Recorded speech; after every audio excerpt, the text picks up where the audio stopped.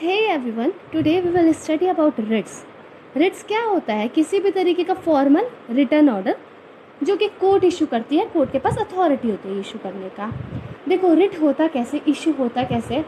जब भी किसी सिटीज़न के फंडामेंटल राइट्स का वायलेशन होगा तो being a citizen of India हमारे पास राइट है, हम लोग सुप्रीम कोर्ट भी जा सकते हैं और हाई कोर्ट भी जा सकते हैं on the violation of our fundamental rights. तो इन्हीं फंडामेंटल राइट्स के वायलेशन के लिए सुप्रीम कोर्ट अंडर आर्टिकल 32 और high court under article 226 writs issue कर सकते हैं। उसे ही बोलते हैं रिट्स। अब ये रिट्स कितने तरीके के होते हैं? रिट्स होते हैं 5 तरीके के। मैं आपको अगले स्लाइड में बताती हूँ। See, before studying article 32, this is very important to know about writs. In my next video, I am going to cover article 32. So before that, I am telling you about writs. तो पहला writ है हमारे habeas corpus. इसका अगर मतलब देखें तो इसका मतलब है to have a body of.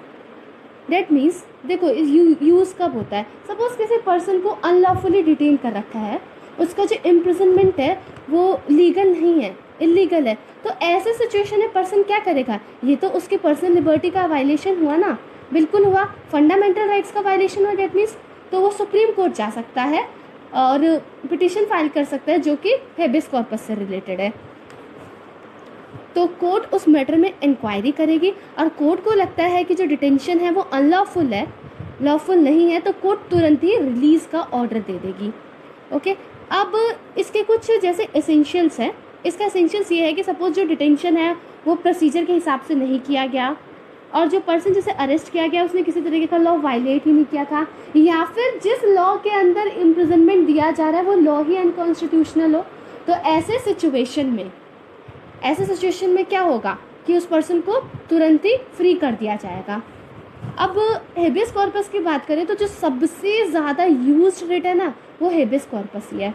One more interesting fact about it कि हेबियस कॉर्पस कोई भी इशू कर सकता है, लाइक उसका फ्रेंड, स्ट्रेंजर या फिर अग्रीव्ड पर्सन खुद ही जाकर। मतलब ये इकलौता ऐसा रिट है जो कि कोई भी ये रिट्स के बारे में बोल सकता है। जैसे होता है मैंडामस, सब नहीं कर सकते। अभी आप बाकी वाले रिट्स में देखना कि हर पर्सन के पास अथॉरिटी नहीं है, लेकिन इसमें सबके पास अथॉरिटी है। ये रिट नहीं इशू किया जाता अगर कंटेम्प्ट ऑफ कोर्ट है। जो मैंने आपको कुछ एसेंशियल्स बताए उन्हीं से एसेंशियल्स रिलेटेड है। अब आते हैं अपने अगले स्लाइड पे। यहाँ पे केस के बारे में बात करते हैं। Rudul Shah versus state of Bihar. एक पर्सन था, उन्हें पनिशमेंट मिली तो इम्प्रिजनमेंट में थे। अब वो टर्म पीरियड ख़त्म हो जाने के बाद, जो पनिशमेंट का इम्प्रिजनमेंट का पीरियड था वो ख़त्म होने के बाद उन्हें 14 साल एक्स्ट्रा रखा गया था प्रिजन में। तो ये तो पर्सनल लिबर्टी का वायलेशन हुआ। इलीगली इनके बॉडी को डिटेन कर रखा था बिना किसी लॉफुल कॉज के, अनलॉफुल था ना ये। तो वो कोर्ट में पिटीशन फाइल करते हैं, like writ of habeas corpus. Court ने इशू किया और उनको इमीडिएटली रिलीज कर दिया, साथ ही साथ एग्जेम्पलरी डैमेजेस भी दिए।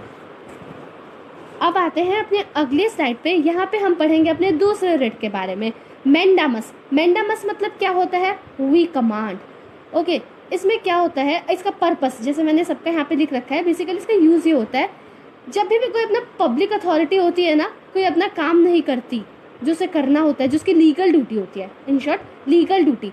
Keep this thing in mind, legal duty. अब यहाँ पे वर्ड लीगल ड्यूटी लिखा है तो इसका मतलब किसी तरह का पर्सनल वर्क नहीं, या वो काम नहीं जो कि स्टैट्यूट में मेंशन नहीं है। ओके, या फिर कोई ऐसा काम जो डिस्क्रिशनरी हो वो भी नहीं इंक्लूडेड, बल्कि मैंडेटरी वर्क इंक्लूडेड है। तो लीगल ड्यूटी मतलब यही। और पब्लिक अथॉरिटी मतलब क्या है? पब्लिक अथॉरिटी मतलब किसी तरह का public official, public corporation, tribunal, inferior court और द गवर्नमेंट, ये सब इंक्लूडेड है पब्लिक अथॉरिटी में। तो जब भी कोई पब्लिक अथॉरिटी अपनी लीगल ड्यूटीज़ नहीं परफॉर्म करते या फिर मना कर देते हैं उसे परफॉर्म करने से, तो कोर्ट मैंडामस इशू करवा के उन्हें तुरंत कमांड करती है कि वो अपने लीगल ड्यूटी को परफॉर्म करें।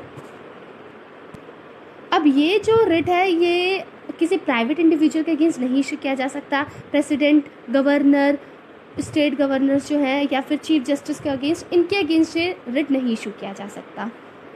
अब इसे फाइल कौन कर सकता है? इसे फाइल हर कोई नहीं कर सकता। जैसे हेबियस कॉर्पस मैंने आपको बताया कि इसे अग्रीव्ड पर्सन, उसका फ्रेंड या फैमिली, स्ट्रेंजर, जो भी, लेकिन इसके अंदर हर कोई नहीं फाइल कर सकता।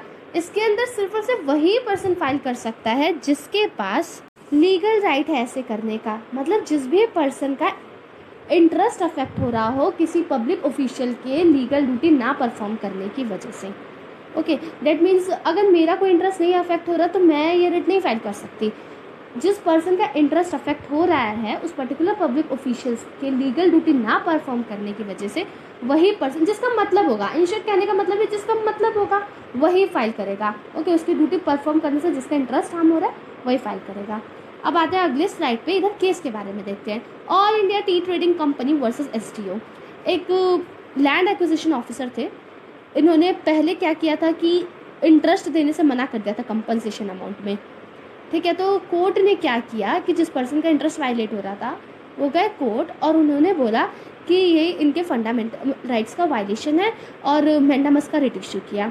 तो उन्हें कोर्ट से ऑर्डर आया लैंड एक्विजिशन ऑफिसर को कि दोबारा एप्लीकेशन को रिकंसिडर करे जो कि पेमेंट ऑफ इंटरेस्ट से रिलेटेड है, एंड ही डिड। ओके, अब आते हैं हम अपने अगले स्लाइड पे। इधर हम पढ़ेंगे तीसरे रिट के बारे में, को वारंटो। को वारंटो बाय व्हाट वारंट इसका मतलब होता है, जैसे मैं आपको बताती हूँ। कोर्ट क्या करता है, किसी भी पर्सन से पूछ सकता है कि आप किस अथॉरिटी से आप इस पब्लिक ऑफिस को होल्ड कर रहे हो। अगर कोर्ट को लगता है कि जिस रीज़न की वजह से पब्लिक ऑफिस होल्ड कर रहा है वो क्वालिफिकेशन नहीं है उस पर्टिकुलर पब्लिक ऑफिस के लिए, मतलब वो पर्टिकुलर पर्सन क्वालिफाइड नहीं है इस पब्लिक ऑफिस के लिए, तो कोर्ट ऐसे सिचुएशन में उन्हें ऑफिस से निकाल सकती है, उनका जो ये अपॉइंटमेंट है उसे क्वैश कर सकती है। पर अगर देखती है कि जो उनका क्वालिफिकेशन है वो ओके है with the office he is holding, then it's well and good. पर नहीं होता तो उन्हें ऑफिस से निकाला जा सकता है। इसके पीछे का रीज़न ये है, इस रिट के पीछे का, कि कोई भी पब्लिक ऑफिस जो है वो किसी नॉन डिजर्विंग पर्सन को ना मिले, उसका मिसयूज़ ना हो। ओके, वरना पब्लिक के वर्क पे अफेक्ट होगा। एक केस के थ्रू समझाती हूँ, कुमार पद्म प्रसाद वर्सेस यूनियन ऑफ इंडिया। इसमें क्या हुआ था, एक जज थे मिस्टर के एन श्रीवास्तव, उनके अगेंस्ट को वारंटो जारी किया गया। कहने का रीज़न ये था कि लगा कि वो क्वालिफाइड नहीं थे।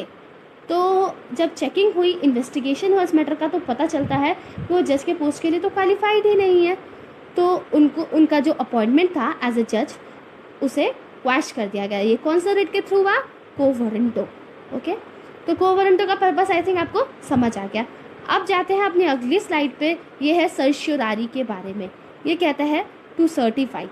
ये बेसिकली क्या होती है, जो सुपीरियर कोर्ट होती है उसे लगता है कि जो इन्फीरियर कोर्ट है, मतलब लोअर कोर्ट जो है, उसे कोई ऐसा ऑर्डर दे दिया है जो कि उसके पावर में नहीं था, या फिर एरर ऑफ लॉ कमिट कर दिया है। तो इस रिट के थ्रू या तो वो केस खुद को ट्रांसफ़र करेगा या तो क्वैश कर देगा।